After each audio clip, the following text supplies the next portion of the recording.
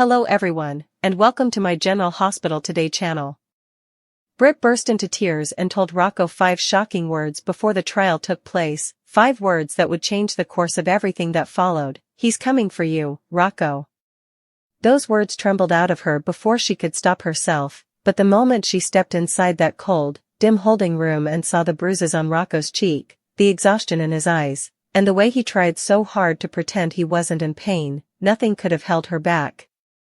Britt warns Rocco, those 3 words didn't even begin to capture the storm inside her as she knelt in front of him.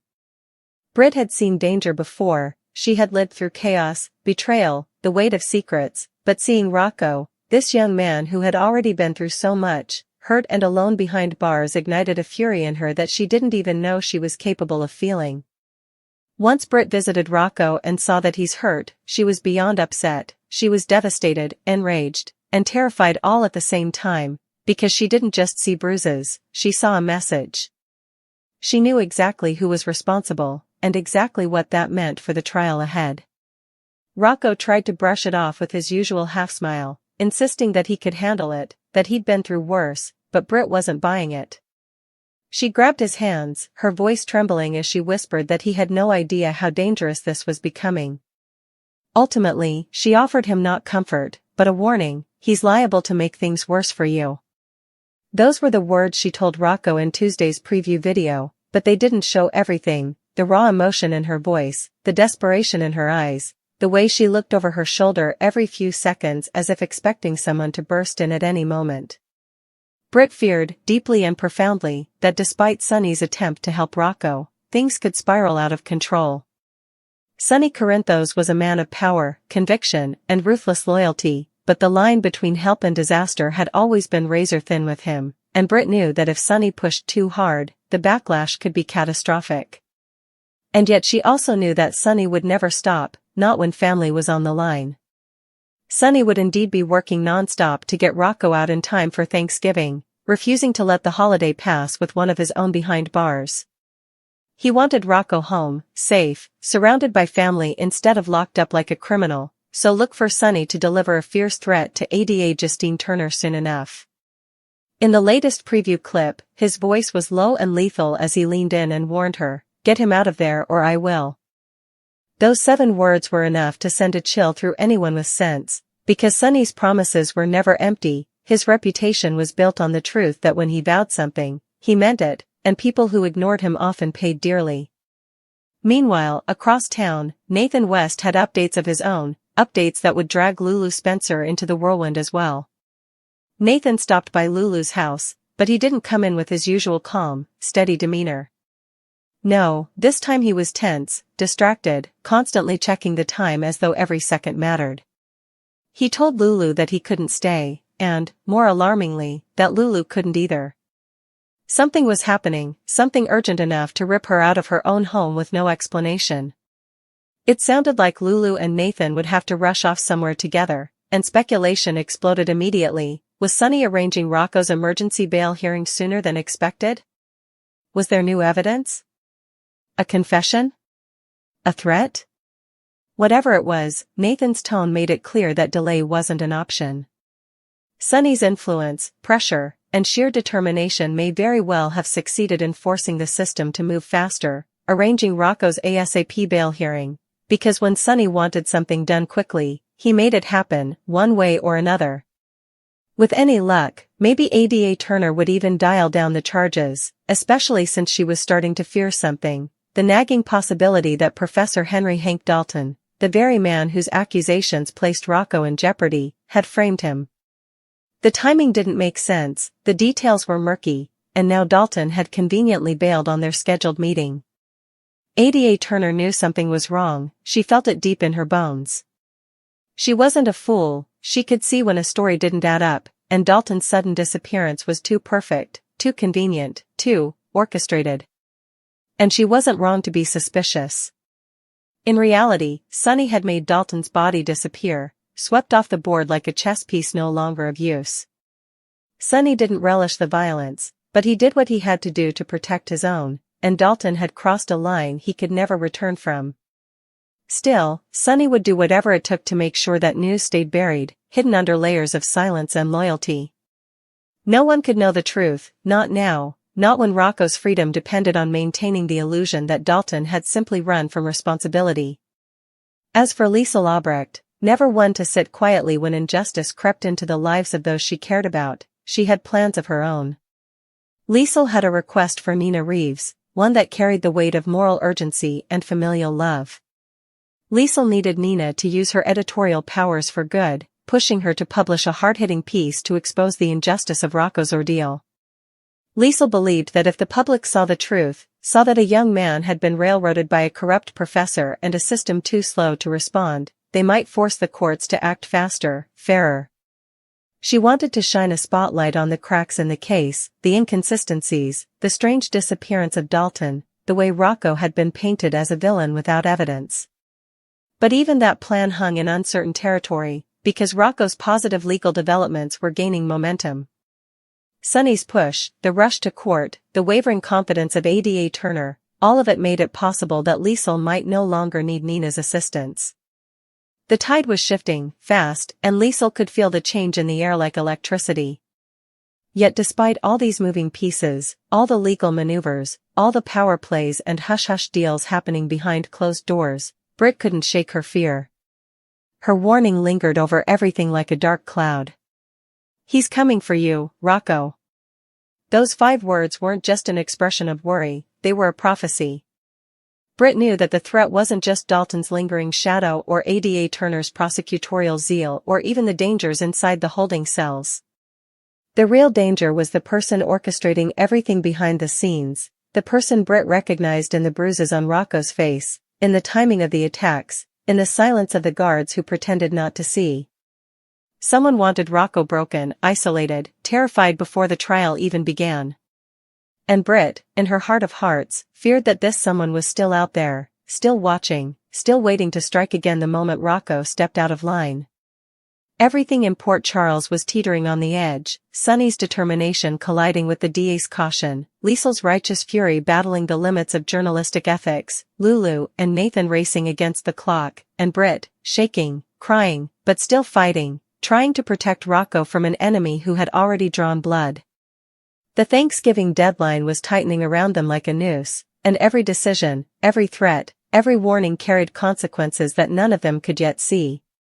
The trial hadn't even begun, yet the war had already started, and Britt's 5 shocking words were only the beginning of a much larger battle looming over the Corinthos, West, Spencer, and Albrecht families. As the clock ticked forward, one truth grew increasingly clear: this wasn't just about justice anymore, this was about survival, and the people of Port Charles were about to learn just how far each of them was willing to go to protect the ones they loved. The weight of Britt's warning continued to echo through every corner of Port Charles, weaving itself into conversations, decisions, and hurried whispers behind closed doors. Even after she left Rocco's side, wiping her tears with shaking hands and forcing herself to walk out of the facility with her head held high, those 5 shocking words, "He's coming for you, Rocco," followed her like a haunting refrain. She felt them pressing against the back of her mind, heavy and urgent, refusing to let her rest. The bruises on Rocco's face weren't random. They weren't the result of a scuffle with another inmate over a petty dispute. Britt had been around enough criminals, enough desperate men, enough broken systems to know when an attack carried a message. Someone wanted Rocco intimidated. Someone wanted him scared. Someone wanted him silenced. And Britt feared the trial would be the least of his worries if this unseen enemy wasn't stopped. As Britt hurried down the courthouse steps, she nearly collided with Dante Falconeri, who had been rushing toward the entrance with a folder under his arm. The look in his eyes said it all: Sonny had called him. Sonny had drawn him into the storm, and Dante, as always, was trying to balance his duty as a cop with his loyalty to his father. "How bad is it?" Dante asked, reading the tension on Britt's face instantly. Britt hesitated only a moment before answering. "Bad enough that Sonny needs to get him out today." She didn't elaborate. She didn't need to. Dante had seen enough men hurt behind bars to understand the urgency. And though he couldn't bend the law, he could move within it faster than most. He promised he'd look into Rocco's cell block assignments and ensure no further incidents happened on his watch. Britt thanked him, but her eyes were still filled with dread, because she knew even Dante's protection couldn't stop a threat that was coming from outside the cell. Meanwhile, Sunny was already 3 steps ahead, pacing like a caged lion in Nina's office while she tried to keep up with the rapid-fire demands he was issuing. "Call Diane again," Sunny ordered, his voice low and controlled, the way it always was when he was trying not to explode. "Tell her Rocco needs out, today, not tomorrow, not next week. Today." Nina nodded, dialing the moment he finished speaking, but she paused halfway through the number when she noticed the tension in Sunny's shoulders. "Sunny, what aren't you telling me?" she asked softly. Sunny stopped pacing. His jaw tightened. For a moment, Nina thought he wouldn't answer. But then he sighed, rubbed his temples, and finally admitted, "Someone's after the kid. Someone who doesn't want him to testify." Nina felt her stomach drop. Sunny's silence spoke louder than any explanation. Someone dangerous. Someone powerful. Someone capable of reaching Rocco even in federal custody. Across the city, ADA Justine Turner sat in her office staring at the case files spread across her desk. Nothing about the accusation against Rocco sat right with her. Dalton's statement had been too polished, too perfect, too rehearsed. And then there was the sudden disappearance of the professor, a man known for his rigid schedule and love of public attention. He missed meetings, ignored calls, left his office unlocked. It didn't add up. Justine knew Rocco's situation was dangerous, not because he was guilty, but because cases built on shakiness tended to collapse spectacularly. And when they collapsed, someone always paid a price. She felt Sunny's threat echoing in her mind, the seriousness in his eyes when he'd told her, "Get him out of there or I will." She wasn't afraid of Sunny, not exactly, but she respected the truth behind his words. Sunny Corinthos didn't bluff. And if he believed Rocco was at risk, then something far darker was happening beneath the surface of this case. Justine swallowed hard and picked up the phone. It was time to reconsider the charges, not because Sunny demanded it, but because her instincts told her that pushing forward without solid evidence might put Rocco in even greater danger. At the same time, Nathan and Lulu were racing across town to meet with Diane Miller, who was already preparing paperwork for the emergency hearing. Lulu's heart pounded as she listened to Nathan explain what he'd learned, how Dalton had been involved with dangerous people, how his disappearance might be linked to debts or double dealings, how the bruises on Rocco didn't look like the result of a random fight. Lulu tried to hold herself together, but fear gripped her chest like a vice. Rocco wasn't just a case file or a headline. He was family. He was a Spencer, a Cassadine by blood, a young man who had spent too much of his life caught in the crossfire of other people's wars. And now he was trapped in yet another one, a war he didn't start and couldn't fight alone. Back at Crimson, after finishing her call with Diane, Nina found herself alone in her office with Liesl Albrecht, who arrived with a fierce glint in her eyes. "Nina, darling," Liesl began, closing the door behind them, "we must act swiftly." Nina exhaled, rubbing her forehead. "Liesl, I know, but things are moving fast. Sunny is pushing for a bail hearing." Liesl waved her off. "That is not enough. We must expose the truth. Dalton Bass a coward, a liar, and likely involved in something far more sinister than we know." Nina frowned. "Liesl, if Dalton was involved with someone dangerous, publishing something could get us all, mean." Liesl snapped. "They people must know that Rocco is innocent before the trial can paint him guilty." Nina swallowed. Liesl wasn't wrong. But the risk was enormous. Still, Nina agreed to prepare an exposé draft, something factual, something pointed, something that would pressure the DA's office without placing a target on anyone's back. But as she typed, her phone buzzed with a message that made her heart drop, "Don't publish." "Not yet. It's bigger than we thought." It was from Dante. Meanwhile, Sunny had moved from quiet threats to direct action. He met privately with Britt, his most trusted tech confidant, discussing a digital trail they hoped would tie Dalton to outside forces. If they could find proof that Dalton fabricated evidence, they could destroy the charges entirely. But Britt discovered something far worse: encrypted communications between Dalton and a mystery contact known only as the Architect. Someone powerful. Someone wealthy. Someone who stood to gain if Rocco went down. Sonny's eyes darkened. "Find him," he ordered. "Find him fast." Back in the holding center, Rocco sat on his cot staring at the wall, replaying Britt's words over and over. "He's coming for you." He tried to shake them off. He told himself Britt was just scared. He told himself Sonny had everything under control. He told himself there was nothing to worry about. But as the lights flickered above him and the distant echo of a guard shouting echoed down the hall, Rocco felt something he hadn't felt in years: pure, bone-deep fear. Someone wanted him silenced. Someone wanted him gone. Someone who wasn't afraid to send a message. And if Britt was right, the next message would be worse. Night fell over Port Charles, but the city didn't slow down. In a dim apartment across town, a figure sat smoking near an open window, flipping through a file marked with Rocco's name. The man smirked as he read the details. He wasn't Dalton's ally. He was Dalton's master. The Architect. The true enemy lurking behind the scenes. Dalton was only the first pawn removed from the board. Rocco would be next. And behind him, Sonny Corinthos. Back at GH, Britt paced the hallways, her fear escalating with every passing minute. She knew that warning Rocco had been dangerous. If anyone found out she'd told him what she knew, she could become a target too. But she didn't regret it. She would protect him with everything she had. Even if it meant standing up to Sonny. Even if it meant facing the Architect herself. She stopped pacing, pressed her palms to her eyes, and took a deep breath. "Please let him make it to the hearing," she whispered. "Please."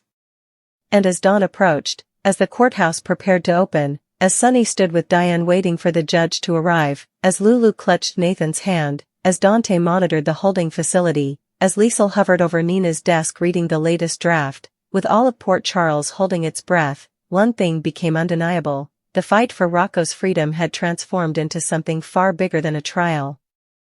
It had become a battle of power, secrets, vengeance, and loyalty, a battle that would expose enemies, forge alliances, and drag long-buried truths into the light. And it had only just begun. As the first rays of morning sunlight filtered through the courthouse windows, the tension over Port Charles felt almost tangible, like the air itself was holding its breath, waiting to see what would happen next. Britt arrived early, unable to sleep, unable to think of anything but Rocco's frightened eyes and the bruises he tried to pretend didn't hurt. She stood outside the courtroom doors, arms wrapped tightly around herself, replaying every second of their visit in her mind. "He's coming for you." The 5 words she whispered to him had become a weight she couldn't shake, a truth she wished she didn't know.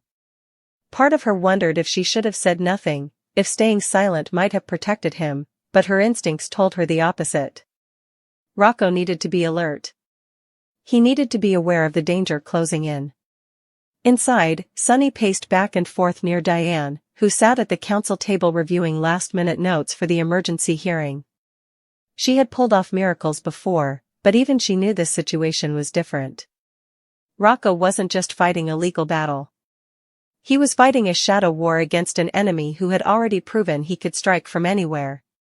Sonny stopped pacing long enough to glance at the door, seeing Britt through the glass.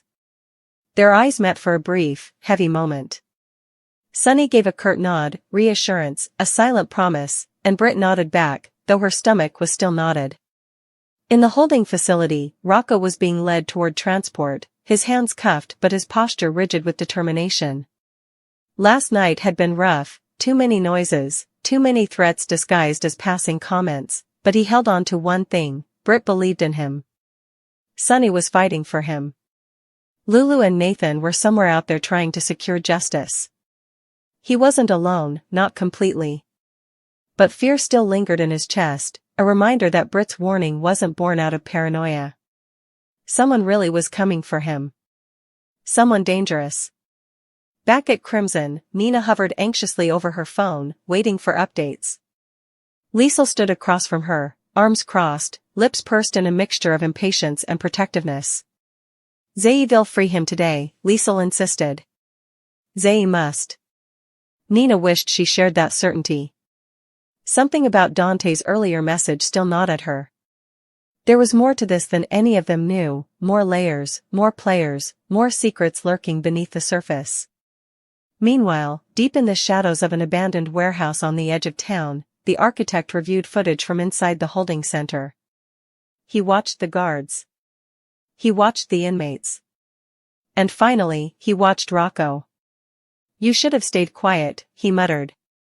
He stubbed out his cigarette and turned toward a man waiting behind him. "Plan B," he ordered. "If they get him out today, follow them. We'll take him before the trial." Back at the courthouse, the bailiff opened the doors, calling everyone inside. Britt felt her breath hitch. Sonny cracked his knuckles. Diane stood. Nathan and Lulu hurried into their seats. The hearing that would decide Rocco's fate, his safety, his future, his very life, was about to begin. And none of them knew that the real danger had already moved into position.